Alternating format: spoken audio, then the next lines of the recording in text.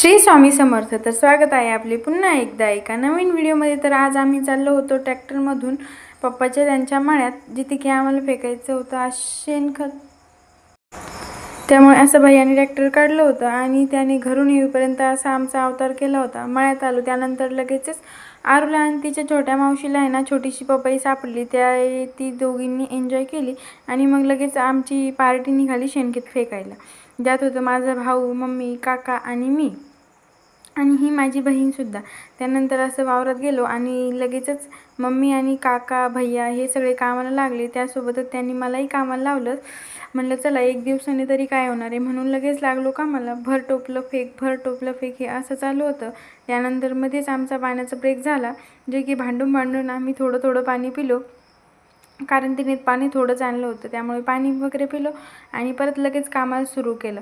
मग जितकं होईल तितकं शेणखत आम्ही दुपारपर्यंत फेकलं, कारण आम्ही दुपारपर्यंतच आमची बोली होती.